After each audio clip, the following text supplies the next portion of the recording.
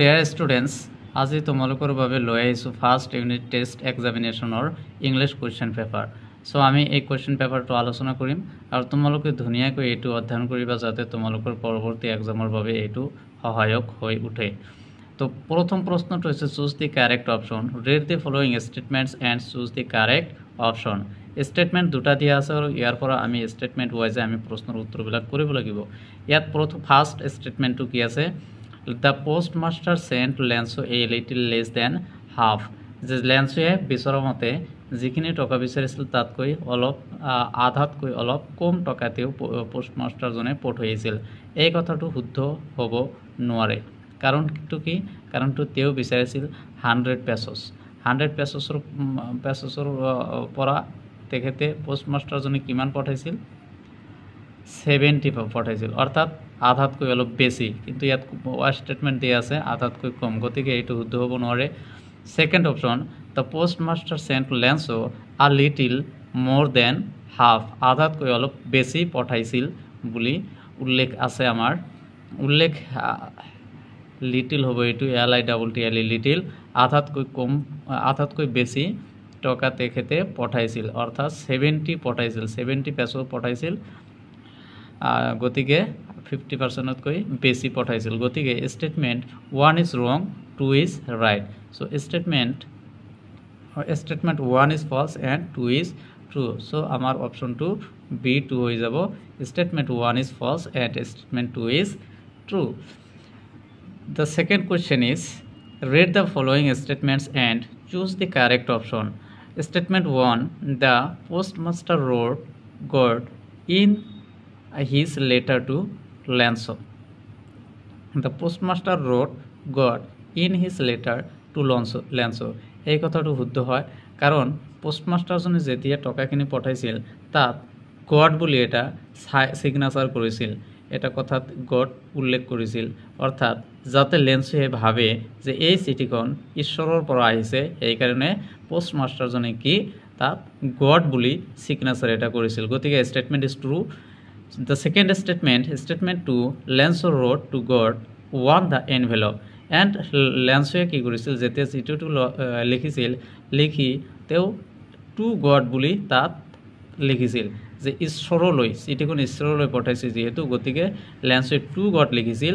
আৰু যিহেতু পোষ্টমাষ্টাৰজনে সেইটোৰ উত্তৰ দিছিল, গতিকে সেই উত্তৰ দিয়া চিঠিখনত তেখেতে গড বুলি সিগনেচাৰ কৰিছিল। so that Lenso believes that the replying letter came from God. সেইকাৰণে তেওঁ গড বুলি লিখিছিল।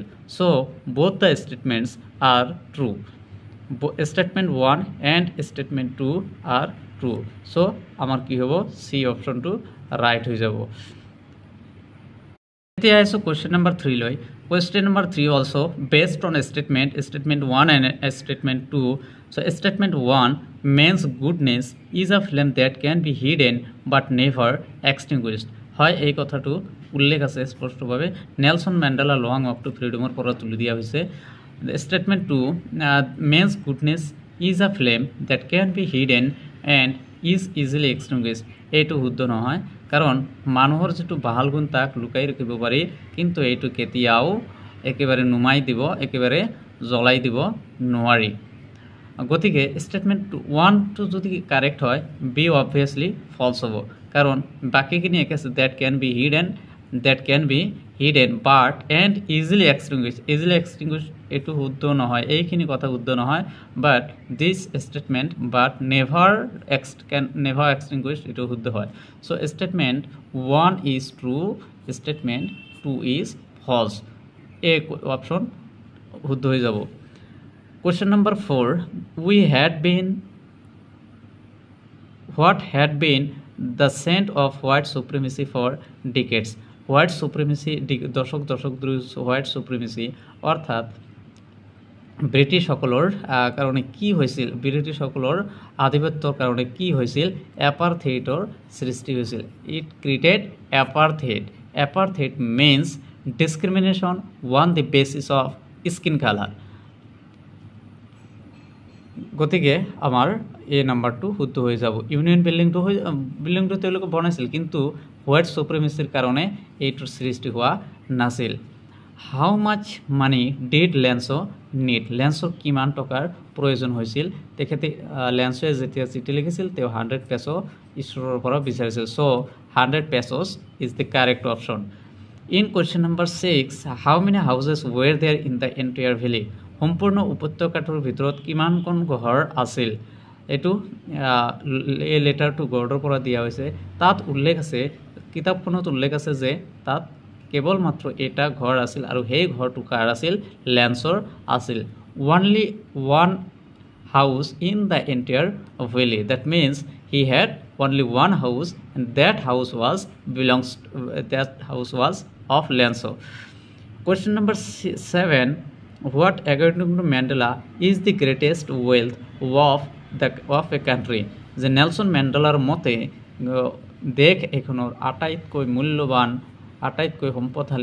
মূল্যবান সম্পদ কি এইটো হ'ব ইটস পিপল কাৰণ ইয়াত কি আছে সুপাৰলেটিভ ডিগ্ৰী আছে দি আৰ্টিকেল আছে গ্ৰেটেষ্ট আছে গতিকে আমাৰ এইটো ইটস পিপল হ'ব মিনাৰেল সম্পদ হয় জামস সম্পদ হয় কিন্তু যদিও এইবিলাক সম্পদ হয় কিন্তু তাতকৈ বেছি শক্তিশালী সম্পদটো কি আছিল মানৱ সম্পদ এতিয়া আহিছো কোৱেশ্চন নম্বৰ 8 লৈ হোৱাট কামছ মোৰ নেচাৰেলি টু হিউমেন হাৰ্ট যে মানৱ হৃদয়ত প্ৰাকৃতিকভাৱে কোনটো বেছি প্ৰাকৃতিকভাৱে আহে এটো লাভ হ'ব লাভ comes more naturally to human heart than its opposite এইটো উল্লেখ আছে কিতাবত than its opposite that means hatred ইয়াত hate নহব encourage নহব love is the right option so question number 9 Amanda wants to be Amanda কি বিচাৰিছিল Amanda a mermaid হ'ব বিচাৰিছিল আৰু Rapunzel হ'ব বিচাৰিছিল and Orphan also হ'ব বিচাৰিছিল গতিকে Amanda wanted to be a mermaid or Rapunzel also এই দুটা যেহেতু শুদ্ধ হ'ব তৃতীয় নম্বৰটো অটোমেটিক্যালি শুদ্ধ হৈ যাব কাৰণ আমাৰ চতুৰ্থ অপশনটো কি আছে all of this তো all of this যেহেতু এটো আমি এৰি দিব নোৱাৰি এটো আমি এৰি দিব নোৱাৰি গতিকে এইটো শুদ্ধ এন অৰফেন অৰ্থাৎ মাক দেউতা নোহোৱা সন্তান বুলি তেওঁ নিজকে কল্পনা কৰিছিল Question number 10 What did the tiger ignore? Tiger কি ইগনোর কৰিছিল The star ইগনোৰ কৰা নাই স্টাৰৰ পিনে তেখেতে চাই আছিল He were staring at stars patrolling cars voice of patrolling cars visitor ignoring the visitors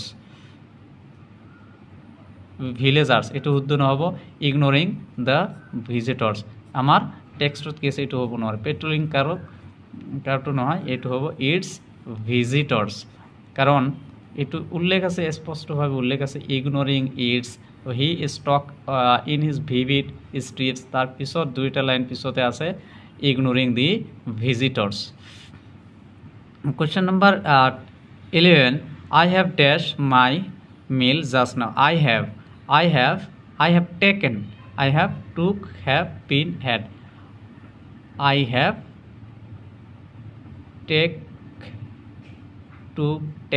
taken হ'ব লাগে I have taken my meal just now I have taken এটো took দিয়া আছে এটো হ'ব নোৱাৰে অপশনটো ভুল আছে ইয়াত শুদ্ধটো হ'ব লাগিছিল taken I have taken my meal just now মই এইমাত্ৰ মোৰ আহাৰ গ্ৰহণ কৰিলো Question number 12 If I dash there I could help you যদি মই তাত থাকিলোহেতেন মই তোমাক সহযোগ কৰিলব পাৰিলোহেতেন if I were হবে ইয়াত if I were অবাস্তৱ কল্পনা যদি আমি কল্পনা কৰো তেতিয়া I এৰ ক্ষেত্ৰটো কি হয় ও I এৰ লগত was ব্যৱহাৰ নহয় তাত were ব্যৱহাৰ হয় Question number 13 man is mortal choose the correct negative form so মানুহ মৰণশীল এটো যদি আমি নেগেটিভ কৰিবলৈ যাও man is not immortal বুলি ক'ব লাগিব কাৰণ আমি man is not mortal বুলি ক'ব নোৱাৰিম অৰ্থটো পৰিৱৰ্তন হৈ যাব যে মানুহ মৰণশীল নহয় এই কথাটো কোনো মানি নলব গতিকে এটো কি হ'ব man is not immortal মানুহ অমৰণশীল নহয় অৰ্থাৎ মানুহ মৰণশীল এতিয়া মই লাইটটো অন কৰি দিছো যাতে ভালকৈ দেখা পোৱা যায় Griffin কি আছিল Griffin was lawless person scientist spy both A and B. Griffin was a scientist.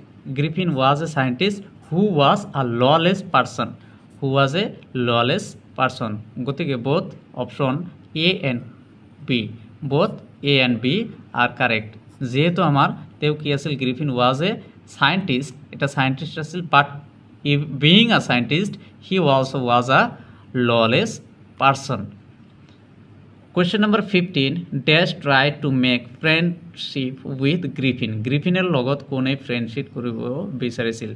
গ্ৰিফিনেৰ লগত the Mrs hall, mister hall, Mrs hall. Griffin এজন কি আছিল? সাইন্টিষ্ট আছিল।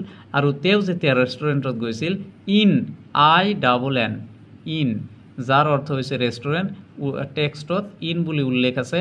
আৰু তেও যেতিয়া এটা গ্ৰাম অঞ্চলত গৈছিল আৰু তাত এটা ইনত সোমাইছিল, এই ৰেষ্টুৰেণ্টত সোমাইছিল, আৰু তাৰ যিটো মালিকৰ যিটো ঘৈণীয়েক তাৰ লগত তাই তেখেতৰ লগত বন্ধুত্ব কৰিব বিচাৰিছিল। So option number B is correct. Answer in a single sentence. এইবিলাক MCQ নহয়, সিঙ্গল সেন্টেন্সত আছে, গতিকে এইবিলাক পিছত আমি আলোচনা কৰিম।